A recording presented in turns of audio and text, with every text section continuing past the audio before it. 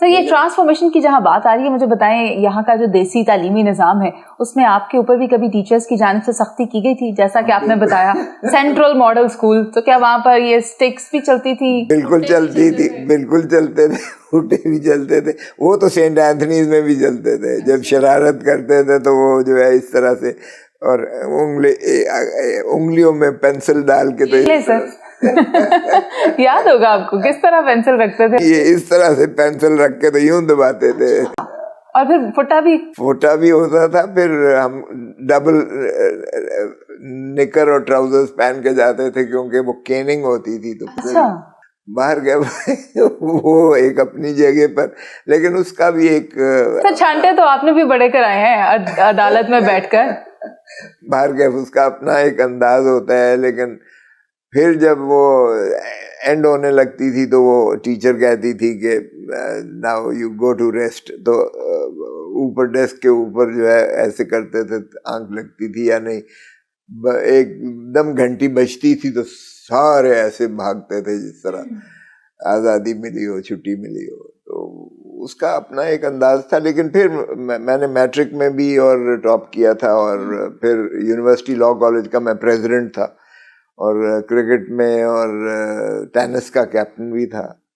तो फिर यूनिवर्सिटी में मैं बेस्ट डिबेटर था, और ट्रॉफीज हमारी इतनी होती थी, उन जमाने में पैसे तो होते नहीं थे, तो फिर एक कप जो है ना वो बेचते थे 150 रुपए का अनारकली में जाके, और फिर जो शाम को खाना भी खा दोस्तों को। आपको जो ट्रॉफियां मिली वो बेच कर आपने अपने दोस्तों के साथ पार्टीज की, दावतें उड़ाई? सारी नहीं ट्रॉफी बेची थी। अच्छा। वो तो सारी अम्मा को दी थी, जाके घर में रखी, और फिर उन्होंने ऐसे एक ट्रॉफीज रखी होती थी बेबहा, वो मेरे ख्याल में गुम हो गई या चोरी हो गई। बाहर गए एक आधा बेचते थे, और उस वक्त 150 में बिकती थी इतनी बड़ी ट्रॉफी जो, और उसमें मौज होती थी। फिल्म भी देखते थे और खाना भी खिलाते थे दोस्तों को, और सारों के साथ गपशप। फिर कौन कौन सी फिल्में देखने जाते थे अपने दोस्तों के साथ, और थिएटर्स में जाया करते थे उस वक्त? थिएटर के अलावा मूवीज, उस वक्त इंडियन मूवीज भी लगती थी, दीदार, अंदाज, ये बड़ी क्लासिक किस्म की मूवीज होती थी। सॉन्ग्स भी उसमें बड़े ज़बरदस्त होते थे, और भजन भी होता था, और बड़े क्लासिक किस्म के होते थे। एक अभी भी मुझे याद आता है कि वो कहती थी, एरी मैं तो प्रेम दीवानी मोहे दर्द न जाने कोई, ना मैं जानू प्रेम के बंधन, ना पूजा की रीत। वाह सर वाह, बहुत खूब। आपको तो अभी भी याद है, और सुर के साथ याद है? इसलिए कि वो ये बाथरूम सिंगिंग होती है, ये तो फिर आपको पता ही है कि बचपना तो कभी नहीं भूलता। सर वैसे आप अभी भी बाथरूम सिंगिंग करते हैं? यार कौन नहीं करता मुझे बताएं, वैसे भी मौसीकी तो रूह की ग़िज़ा होती है। ये तो आजकल आप बाथरूम में कौन सा गाना गा रहे हैं? अब आपने शुरुआत ही कर दी है तो। सर कौन सा चल रहा है आजकल? नहीं आजकल तो मॉडर्न। तो कोई तराना तो नहीं है? तराने तो खैर वो वहाँ हम रोज सुनते हैं, नेशनल असेंबली में शुरुआत ही तराने से होती है, लेकिन ये मौसम के हिसाब से, तगैर के हिसाब से चलता है। गुलों में रंग भरे बादनो बहार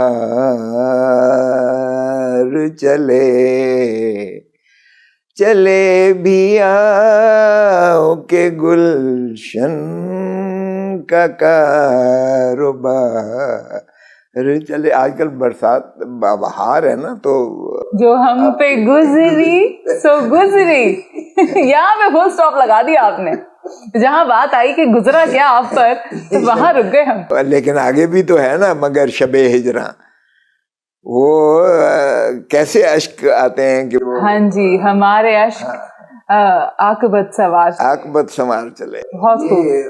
बहुत पहले जो सॉन्ग्स होते थे उनमें बहुत ज़्यादा तगज़ल के अलावा उनके अंदर जो है मौसीकियत के अलावा उनकी लफाजी बड़ी खूबसूरत होती थी और मानवीयत के एतबार से भी वो आपकी रूह को जो है वो छूते थे, बिल्कुल आपके दिल में वो उतर जाते। आजकल वाले ट्रैक्स आपको समझ नहीं आ रहे दिल को नहीं लग रहे। वो उसने कहा ना, ये गाना है ना बजाना है, 3 कनस्तर पीट पीट कर गला फाड़ कर चिल्लाना, ये गाना है ना बजाना है। आजकल तो बाहर क्या, आजकल भी मौसीकी जो है वो ऐसा नहीं है कि वो कोई है, लेकिन आजकल की जो हमारी जनरेशन है उनको बहुत पसंद आता है और वो बहुत टैलेंटेड है माशाल्लाह।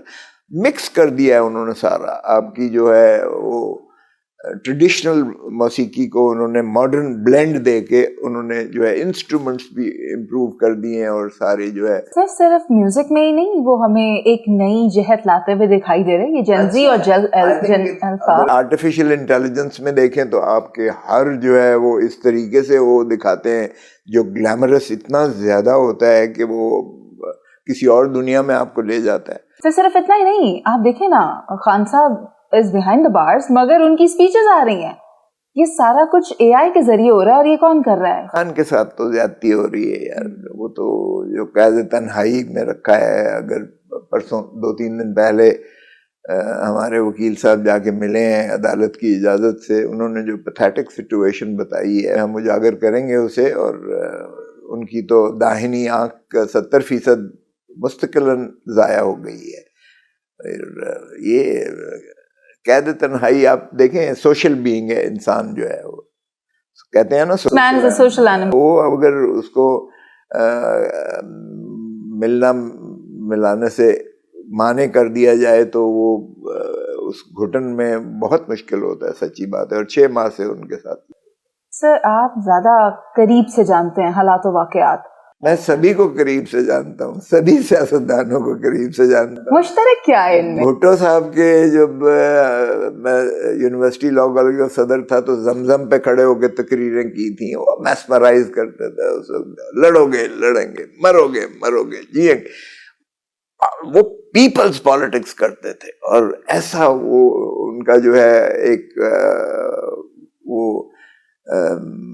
आउटलुक थी, अप्रोच थी towards the whole global situation में। और मुस्लिम उम्मा को जिस तरह उन्होंने इकट्ठा किया, मुस्लिम बॉम्ब का उन्होंने दिया, फिर मुस्लिम आईन पाकिस्तान आपको दिया, फिर वो कहता था कि मैं पेरिस बना दूंगा इसको। और उन्होंने ये उनका प्लान लेकर जो है अबू धाबी दुबई जो है ये वहाँ आज जहाँ तक है वहाँ तक पहुँचे। कराची में उन्होंने कैसीनोज खोले, उन्होंने सड़कें, उन्होंने कराची को इतना ज़्यादा बना देना था कि ये मिडल ईस्ट, ये जो कतर दुबई है ये ख़त्म, ये तसव्वुर भी नहीं कर सकते। ये भुट्टो का ख्वाब था, भुट्टो का था। और भुट्टो साहब ने जितने ओपन अप कर दिए, पासपोर्ट्स जो है ओपन अप कर दिए, वरना तो ये अमीरों का प्रीरोगेटिव होता था, असले का लाइसेंस और ये आपका पासपोर्ट, ये गरीब तो तसव्वुर भी नहीं कर सकता था, ये अमीरों का प्रीरोगेटिव होता था।